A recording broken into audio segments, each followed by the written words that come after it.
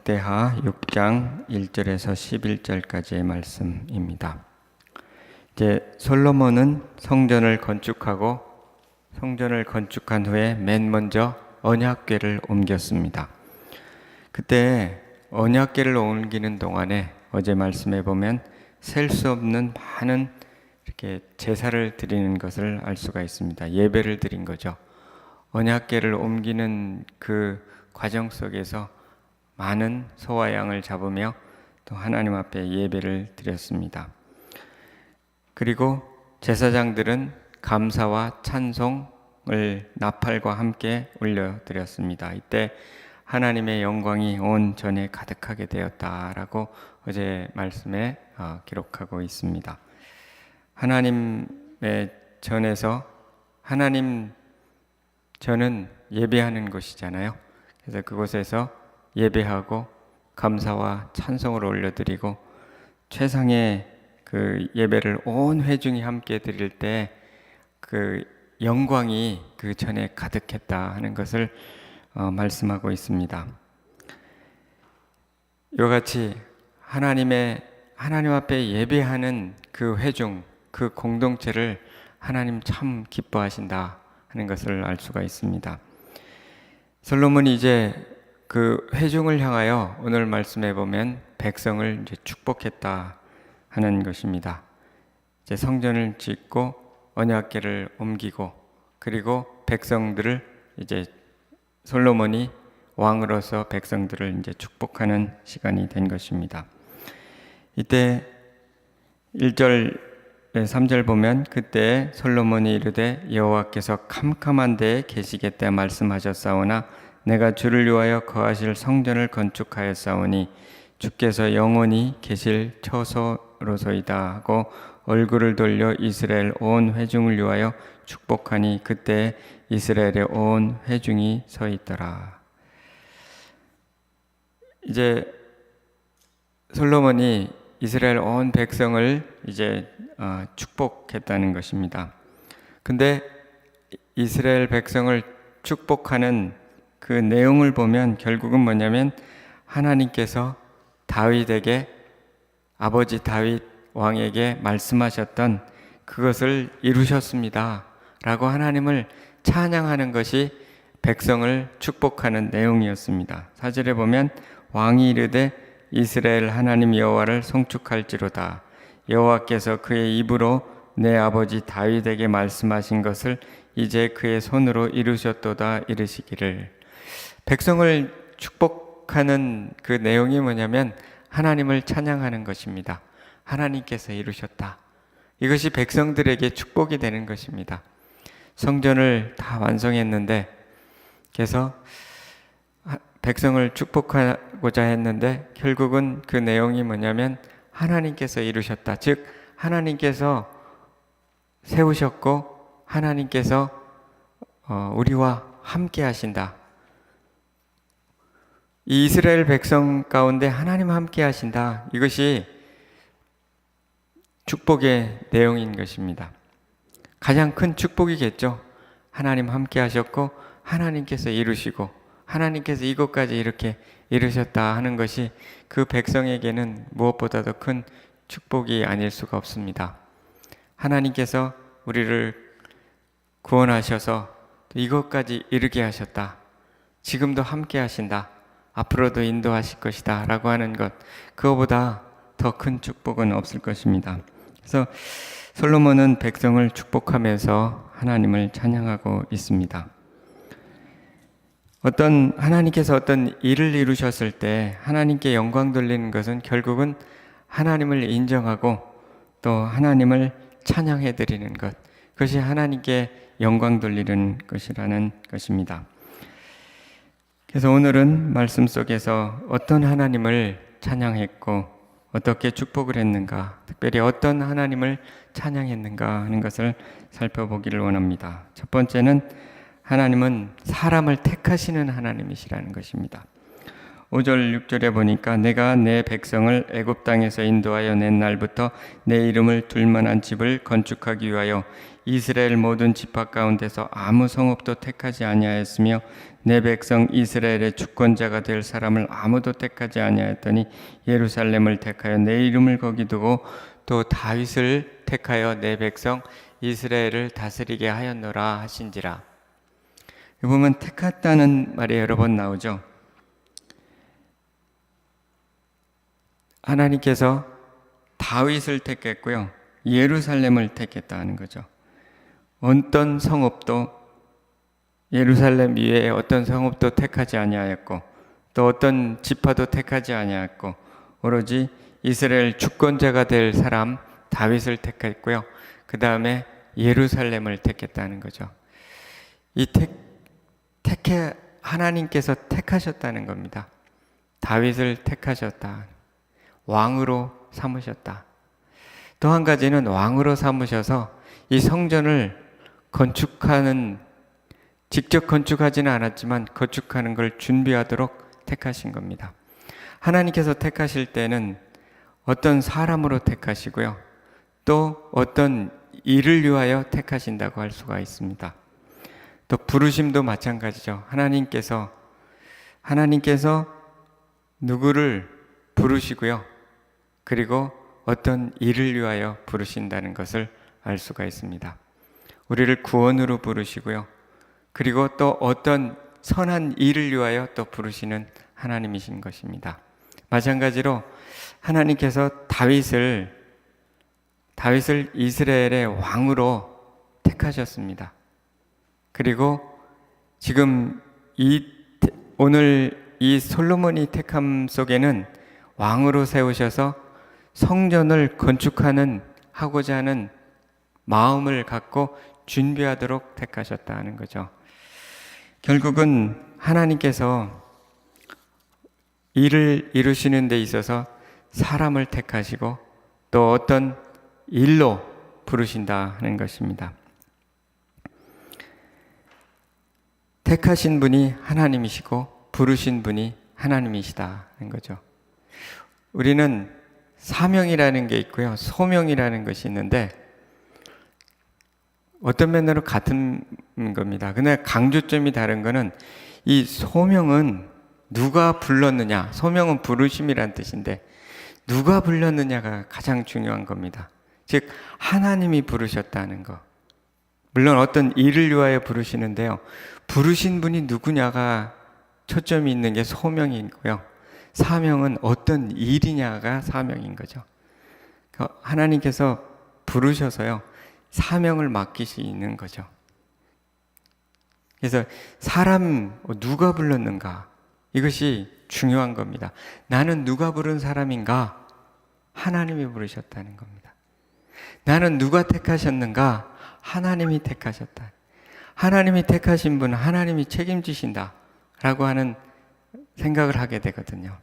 그만큼 누가 택했느냐가 중요하고요, 누가 불렀느냐가 중요하다는 거죠. 하나님께서 다윗을 하나님이 택하셔서 또 이렇게 성전을 건축하게 하셨다 하는 거죠. 하나님은 택하시는 분이라는 것입니다. 선택을 하십니다. 우리는 선택할 때 굉장히 어려워요. 누구를 어떻게 선택할까? 하나님은 분명히 근데 선택하시는 거죠. 하나님께서 이삭과 그리고 이스마엘 중에 이삭을 선택하셨습니다. 에서와 그리고 누구죠? 야곱 중에 야곱을 선택했습니다. 로마서 9장 11절에 그 자식들이 아직 나타나지도 아니하고 무슨 선이나 악을 행하지 아니한 때에 택하심을 따라 되는 하나님의 뜻이 행위로 말미암지 않고 오직 부르시는 이로 말미암아 서게 하려 하사. 아직 태어나지도 않았을 때 하나님께서 야곱을 택하셨다는 거죠. 야곱과 에서가 태어날 때 큰 자가 작은 자를 섬기리라 그랬어요. 태어나기도 전에 하나님께서 작은 자가 큰 자를 섬기도록 그렇게 부르신 것입니다. 물론 이걸 잘못 해석하면 뭐 다 하나님께 택하셨기 때문에 할 일이 없다 이렇게 해석할 수 있는데 거기에 주안점이 있는 것이 아니라 하나님이 주권적으로 선택하신다는 것. 제자도 선택하시잖아요. 이런 것처럼 하나님께서 하나님의 뜻이 있는데 그것은 행위 때문에 그가 뭘 잘해서가 아니라 태어나기도 전에 택하시는 부분이 있다는 겁니다. 모든 게 다 결정됐다는 뜻이 아닙니다. 하나님께서 태어나기도 전에 그리스도 안에서 택하시고요. 만세 전에 예정하셨다고 그러잖아요. 그런 것처럼 어떤 택하시는 부분이 있어요. 그건 주권이라는 겁니다. 하나님의 주권. 하나님이 다윗을 택하신 거죠. 다른 사람 중에. 다윗이 특별히 뭘 잘해서 택하신 것이 아니라 다윗을 하나님이 택하시로 뜻 작정해서 택하셨습니다. 다니엘서 2장 21절 그는 때와 계절을 바꾸시며 왕들을 폐하시고 왕들을 세우시며 지혜자에게 지혜를 주시고 총명한 자에게 지식을 주시는도다. 하나님은 때와 계절을 바꾸시고요. 왕들을 폐하시고 왕들을 세우시는 분이다. 왕을 세우신 분이 하나님이시다. 만왕이 있잖아요. 지금도 주권자들이 있잖아요. 대통령이 있잖아요. 대통령 세우시는 분은 하나님이십니다. 우리는 뭐 미국 대통령을 욕하는 분도 많지만 세우신 분은 하나님이시라고 하는 그것은 부인할 수가 없는 겁니다. 하나님이 세우셨습니다. 또 하나님이 폐하십니다. 그렇기 때문에 이 어떤 주권자를 세우는 것 하나님이 하시는 일이라는 거죠. 하나님이 이를 계획하시고 하나님께서 다윗을 택하셔서 성전을 준비하게 하시고 솔로몬을 또 택하셔서 성전을 건축하게 하신다 하는 것. 그것을 우리는 기억해야 합니다. 여기서 우리가 배울 것은 하나님께서 나를 택하셨다 하는 것이 중요한 것입니다. 하나님께서 많은 사람 중에 그리스도 안에 나를 불러주시고 택하셨다. 이것이 참 감사한 일이죠. 하나님은 모든 사람이 구원받기를 원하신다고 성경에 되어 있습니다. 디모데전서에. 그러나 또한 성경에 구원이라는 것은 다 모든 사람의 것은 아니라고 되어 있습니다. 하나님께서 택하신 겁니다. 인간적으로 생각하면은 참 이해하기 어려운 거지만 하나님께서 그 택하심 때문에 내가 이 자리에 있고 내가 구원을 받은 성도가 되었다. 그러니까 내가 뭘 잘해서가 아니라 은혜로 그리고 하나님의 택하심과 그 뜻을 따라서 그리스도 안에 불러주셨다. 이것이 중요하고 감사한 일이죠. 또한 어떤 일로 우리를 택하셔서 어떤 일로 부르십니다. 이 미국에 불러주셨고요. 새생명 비전교회에 불러주셨고요. 이 안에서 그리스도 안에서 성장하고요. 또 그리스도 안에서 사명을 감당하도록 어떻게 택하시고 부르셨다는 것을 우리는 기억해야 할 필요가 있습니다. 나는 어떤 직분을 주셨는데요. 하나님께서 주신 겁니다. 교회의 어떤 제도를 통해서 부르셨지만 여기에 부르신 분은 하나님이시다. 이 자리에 부르신 분이 하나님이신 것처럼 하나님 불러주셨습니다. 너희를 불러 우리 주 예수 그리스도로 더불어 하나님과 교제하게 하시는 하나님은 기쁘시도다 하는 거죠. 우리를 불러서 하나님과 교제하게 하시고요. 우리를 불러서 하나님의 어떤 일을 하게 하신다. 하나님께 쓰임받는 것을, 택함받은 것을 감사하는 여러분 되시기를 소원합니다. 하나님께서 이렇게 택하신다는 거예요. 하나님께 선택받았다는 것은요, 얼마나 큰 특권이겠습니까? 이같이 하나님께서 사람을 택하신다 하는 것을 보고 우리는 우리를 택해 주신 거 기억하면서 감사하는 이 아침 되면 좋겠습니다.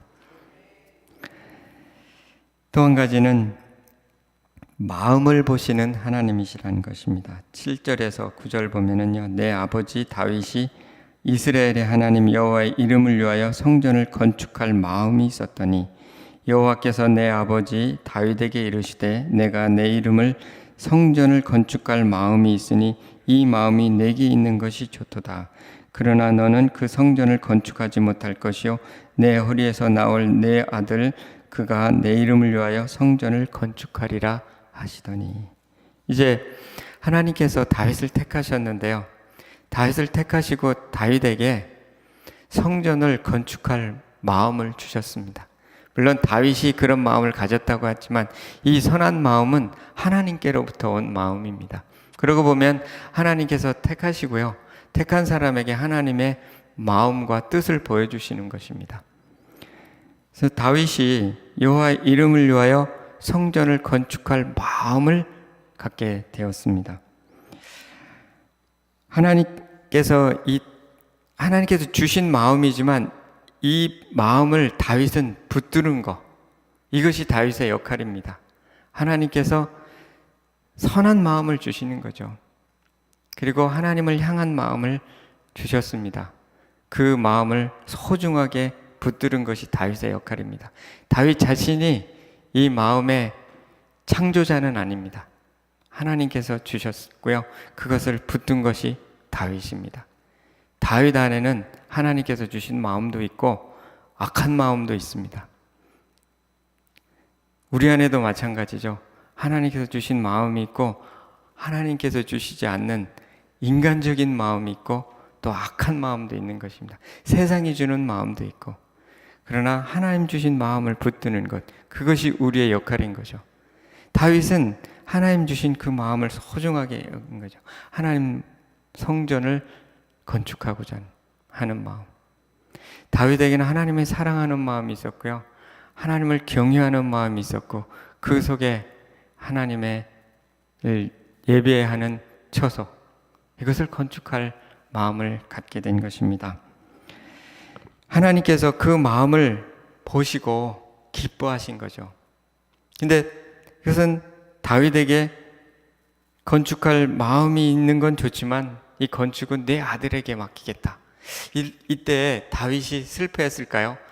저는 다윗이 너가 건축하라 한 것보다 내 아들이 건축하라고 하는 이 말씀이 훨씬 더 기뻐했을 거라고 생각합니다.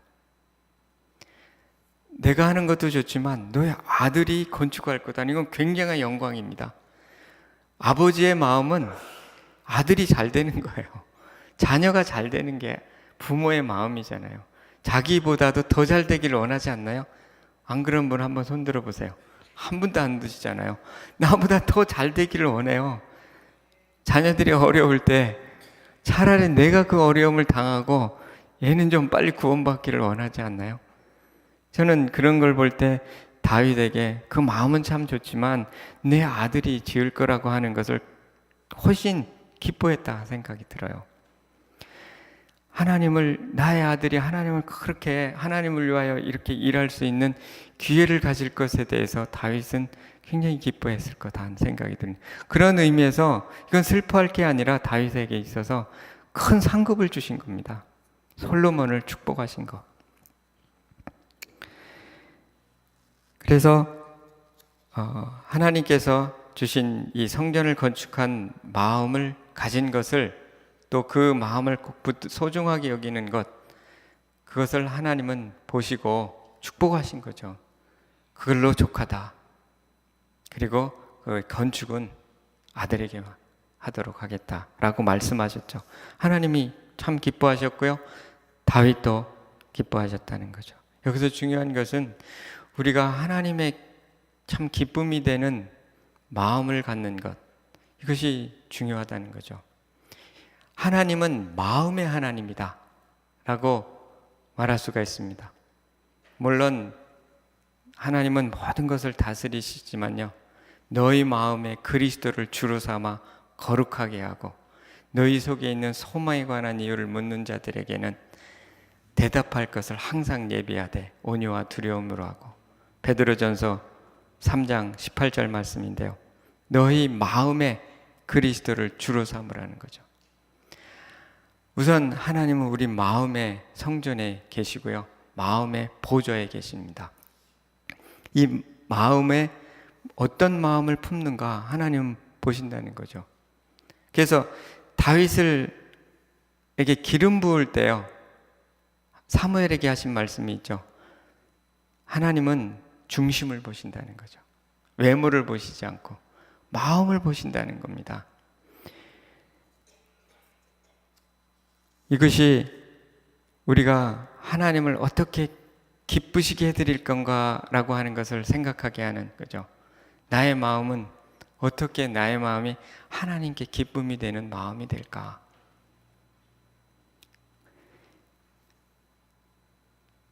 생명의 근원이 마음에 있다 그러잖아요.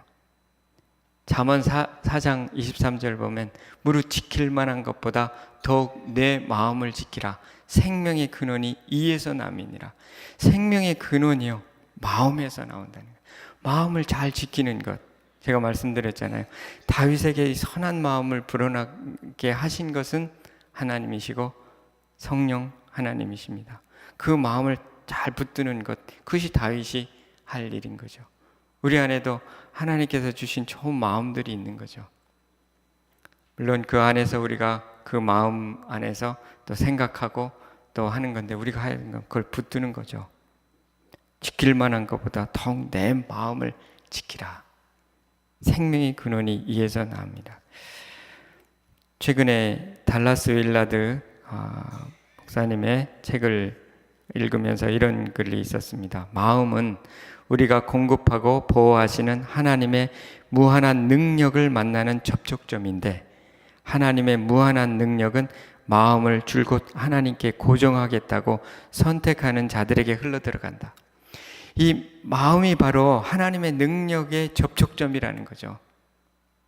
하나님의 능력이 만나는 것, 우리 마음이라는 것입니다. 생명의 근원이 마음에 있다는 것입니다. 근데 이 마음이 흘러들어오게 하는 것은 우리의 마음을 하나님께 고정하겠다고 선택하는 것에 달려있다는 것입니다. 그래서 이 마음을 지키라 하는 것이 중요하다는 거죠. 우리의 마음이 어디에 고정되어 있는지 이 아침에 살펴볼 필요가 있습니다. 다윗처럼 하나님을 향한 마음, 하나님을 사랑하는 마음, 하나님을 경외하는 마음, 그리고 하나님을 위하여 뜻을 이루고자 하는 마음, 이런 마음들이 가득한가? 아니면 다른 어떤 것이 내 스스로 만들어진 마음이나 세상의 풍조가 만들어낸 마음이나 무엇을 붙들고 있는가 하는 것이죠. 이것에 따라 생명의 길로 갈 수가 있고요, 사망의 길로 갈 수가 있는 거다는 거죠. 그만큼 마음이 중요하다는. 역대하 16장 9절에는 여호와의 눈은 온 땅을 두루 감찰하사 전심으로 자기에게 향하는 자를 위하여 능력을 베푸시느니라. 그 마음이 전심으로 하나님을 향해 있을 때 능력이 온다는 것이죠. 하나님의 능력은 온 마음이 주님께로 향해 있을 때, 주님께 고정이 되어 있을 때, 그때 능력이 흘러 들어온다는 거죠. 빌립보서 2장 5절에도 보면 너희 안에 이 마음을 품으라. 그 그리스도 예수의 마음이니 그는 근본 하나님의 본체시나 하나님과 동등됨을 취할 것으로 여기지 아니하시고 자기를 비워 종의 형체를 가져 사람들과 같이 되었고 사람의 모양으로 나타나셨음에 죽기까지 복종하셨으니 곧 십자가에 죽으심이라. 하나님이 그를 지극히 높여 모든 이름 위에 뛰어난 이름을 주사 하늘에 있는 것들과 땅에 있는 것들과 땅 아래에 있는 것들로 하나님을 찬양했다는 거죠. 너희 안에 이 마음을 품으라. 예수 그리스도의 마음을 품으라는 거죠. 우리의 마음을 예수 그리스도께 고정하라는 거죠. 그럴 때 우리는 하나님과 동등됨을 취하지 않는다는 거죠. 자기를 비워 종의 형체를 갖게 되고요, 하나님 앞에 순종하게 된다는 거죠. 이런 마음을 다윗이 갖고 있었을 때 하나님께서 주신 칭찬의 말씀이 있죠. 사도행전 13장에 보면 내 마음에 합한 자라, 내 뜻을 다 이루게 하리라. 주님 마음에 고정된 다윗을 보면서 내 마음에 합한 자다. 하나님의 품은 마음을 잘 이해하는 사람이에요. 그리고 그 마음에 자기 마음을 딱 고정시킨 사람이에요. 그때 내 뜻을 다 이루겠다. 마찬가지입니다. 우리도 하나님 다 택하셨습니다. 그러나 하나님께서 주신 마음을 품고 가는가, 여전히 내가 원하는 대로 하는가, 이것은 우리의 선택입니다. 그래서 하나님의 능력을 공급받고 살아가는가 아닌가, 하나님의 불러주신 그리스도인인데, 무한한 하나님의 능력을 공급받으며 살아갈 수 있는 그리스도인인데 생명 없는 삶을 살아갈 수 있는 그리스도인이 있고요, 그렇지 않은 그리스도인이 있는 거예요. 그것은 그 마음을 지키고 마음을 하나님께로 고정하고 하는 데 달려 있다는 거죠. 다윗이 하나님 마음에 합한 사람이었습니다. 하나님은 마음을 보시는 하나님이시라는 것을 오늘 이 아침 기억하시면 좋겠습니다. 이 마음에서 생명이 나온다는 거죠. 그래서 이 마음이 하나님 마음이 합할 때 우리에게는 기쁨이 생기는 거고요. 생명의 특징은 기쁨입니다. 생명의 특징은 평강입니다. 생명의 특징은 신뢰와 믿음입니다. 이런 것들이 충만하게 됩니다. 생명으로 충만한 여러분 되시기를 소원합니다. 세 번째는요, 하나님은 신실한 하나님이시다. 하나님은 택하시고요, 하나님께서는 우리의 마음을 보시고요, 그리고 그 마음속에 넣어준 생각, 그 말씀, 그것을 끝까지 이루시는 하나님이시라는 것이죠. 10절에 보시면 이제 여호와께서 말씀하신 대로 이루셨도다. 내가 여호와께서 말씀하신 대로 내 아버지 다윗을 대신하여 일어나 이스라엘 왕위에 앉고 이스라엘의 하나님 여호와의 이름을 위하여 성전을 건축하고 내가 또 그곳에 여호와께서 이스라엘 자손과 더불어 세우신 언약을 넣은 궤를 두었노라 하니라. 여기 이제 솔로몬이 하나님께서 말씀을 이루셨도다 라고 앞부분에도 말씀하셨는데, 여호와께서 말씀하신 대로 이루셨고 내가 여호와께서 말씀하신 대로 내 아버지 다윗을 대신하여 일어나 이스라엘 왕위에 앉고 이스라엘의 하나님 여호와의 이름을 위하여 성전을 건축하였다. 내가 건축했는데 결국은 말씀하신 대로 이루셨고 나는 또 그 말씀을 따라 이렇게 건축했다. 근데 그것을 이루신 분은 말씀하신 하나님이 이루셨다. 정말 얼마나 신실하신가. 그 공사 자체가, 건축이 수만 명이 들어갔잖아요. 7만 명이 짐꾼이었고 수만 명이 이렇게 얼마나 많은 자원이 들어갔나요? 인간의 힘으로는 참 이루기가 힘든 그런 일이었을 것입니다. 중요한 것은 근데 말씀하신 것을 이루셨다는 거죠.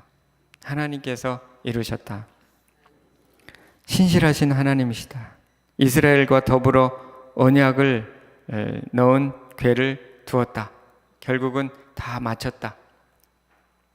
하나님께서 이루셨다라고 4절에도 말씀대로 이루셨다. 하나님은 말씀하신 것을 이루시는 하나님입니다. 이것이 축복의 말씀입니다. 이스라엘을 축복하는 이 말씀이 뭐냐면 하나님 말씀하신 대로 이루신다. 우리에게도 마찬가지입니다. 하나님은 어떤 하나님인가? 신실한 하나님이시고요.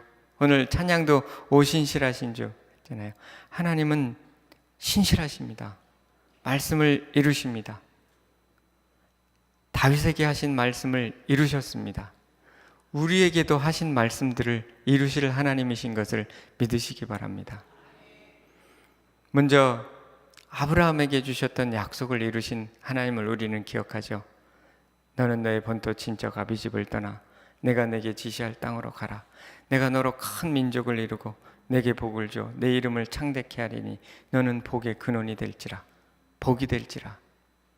너를 축복하는 자에게는 내가 복을 내리고 너를 저주하는 자에게는 내가 저주하리니 땅의 모든 족속이 너를 인하여 복을 얻을 것이니라 하신지라. 약속을요 주셨어요. 75세에 본토 친척 아비집을 떠나 지시할 땅으로 가면 이런 일을 이루시겠다고 하셨습니다. 그대로 이루셨죠. 오랜 기간 거쳐서 이루셨고 결국은 그 약속은 예수 그리스도 안에서 온전하게 성취되었죠. 그러나 그 살아생전에 그 약속의 일부를 경험했습니다. 이삭. 그리고 살아생전에 아마 이삭 다음에 야곱까지는 보고 죽은 것 같습니다. 그러면 아브라함이 자기 자손들이 이렇게 복을 얻고 천하 만민이 아브라함을 통해서 복을 얻는 이 일의 일부를 이제 경험하고 간 거죠. 하나님이 약속을 주시는데요, 그 약속이 다 내 대에 이루지는 않는 경우가 많이 있습니다. 아브라함에 주신 약속은 오래오래 이스라엘 전 역사를 통해서 이루어졌고요, 그리고 예수 그리스도 안에서 이루어진 약속입니다. 그러나 하나님께서 이루셨습니다. 마찬가지로 다윗에게 주신 약속이 있죠. 다윗에게 주신 약속은요, 왕위가 끊이지 않겠다고 약속을 사무엘하 7장에 주셨고 결국은 그 약속을 이루셨어요. 유다의 지파를 계속해서 지파에서 왕이 나게 하셨고 다윗의 가문에서 왕이 나게 하셨고 결국은 그 가문에서 예수 그리스도를 나게 하셨던 하나님이시거든요. 하나님께서 약속을 이렇게 이루시는 하나님, 이것이 바로 우리가 오늘 하나님을 바라보고 따라갈 수 있는 중요한 이유 중에 하나입니다. 거짓말을 아니하시고, 하나님은 인생이 아니시니 시건치 거짓말 아니하시고 인자가 아니시니 후회가 없으시도다. 어찌 그 말씀하신 바를 행치 않으시며 하신 말씀을 실행하지 않으시랴. 하신 말씀을 반드시 이루신다는 거죠. 하나님께서 성도 여러분에게 어떤 말씀을 주셨습니까? 어떤 약속을 주셨습니까? 반드시 이루실 걸 믿습니다. 우리를 구원하겠다고 주신 말씀을 이루실 거고요. 그리고 이미 이루셨지만요, 다시 오실 것이라고 한 약속을 이루시고요, 우리와 함께 하신다는 약속을 이루시고요, 우리에게 공급하신다는 약속을 이루실 거고요. 수없이 많은 성경의 약속들이 있잖아요. 하나님의 약속은 그리스도 안에서 얼마든지 이해가 되니 그런즉 그로 말미암아 우리가 아멘하여 하나님께 영광을 돌리게 되느니라. 하나님 모든 약속이요 그리스도 안에서 이해가 된다는 거예요. 하나님께서 우리에게 주신 약속을 붙들고 믿고 기도할 때 영광이 된다는 겁니다. 이해가 된다는 거죠. 아멘하여 받아들이면 그 약속의 성취를 경험하게 된다는 것입니다. 조지 밀러가 늘 기도를 하잖아요. 기도를 할 때 특징은 할 말씀을 묵상하면서 기도를 했습니다. 그 고아원을 하면서 수천만 달러를 전부 돈 1원 한 푼 하여튼 하나님께 공급하시도록 기도를 하는데요, 꼭 그걸 하나님 주세요라고만 기도한 것이 아니라 매일매일 성경을 읽어가면서 성경 속에 약속을 찾아가면서 그 약속을 찾고 그 약속을 따라서 기도했을 때 그 수천만 달러의 그 고아원의 양육비를 다 공급받았다는 겁니다. 우리는 그냥 기도할 수 있는데요, 하나님의 약속을 붙들고 기도하는 법을 꼭 배워야 합니다. 왜냐하면 그 기도가 잘못된 기도가 될 수가 있기 때문에요. 하나님의 뜻에 합한 기도가 되기 위해서 하나님의 약속이 무엇인지, 정말 그 말씀도 잘못 붙들 수가 있거든요. 그래서 공부를 해야 되는 거예요. 그리고 그 약속을 정말 내게 주신 약속이신지 분별해야 되고요. 그러나 하나님께서 주신 약속이라면 반드시 이루실 것을 믿으시기 바랍니다. 저는 올 한 해 동안에 한 가지 하나님 앞에 기도한 약속이 연초부터 있었습니다. 이사야 54장 1절에서부터 3절까지의 말씀인데요, 내 장막터를 넓히며 내 처소의 휘장, 잉태치 못하며 생산치 못한 너는 노래할지어다. 구로치 못한 너는 외쳐 노래할지어다. 홀로 된 여인의 자식이 남편 있는 자의 자식보다 많음이니라. 그리고는 내 장막터를 넓히며 내 처소의 휘장을 아끼지 말고 널리 펴되 너희 줄을 길게 하며 내 말뚝을 견고히 할지어다. 약속을 얘기하는 동안에 시간이 많이 됐네요. 약속을 붙들고 장막터를 넓혀달라고 기도를 했는데 그 장막터가 어떻게 이루어졌냐면 제가 그때는 생각지 않았는지 모르겠는데 책을 써가지고 제가 장막터를 넓혔습니다. 책을 쓰고 또 아버지 학교도 하고 이런 부분에 하나님께서 장막터를 넓혀주시더라고요. 그래서 이 약속을 이렇게 이루시는구나라고 생각이 되었습니다. 아무튼 하나님은 신실하신 하나님이십니다. 택하시고요. 그리고 우리의 마음을 보십니다. 그리고 하나님은 신실하게 그 마음속에 주신 약속들을 이루시는 신실하신 하나님이십니다. 하나님께서 이 약속들을 이루시는 그런 것을 삶 속에 경험하여 여러분 되시기를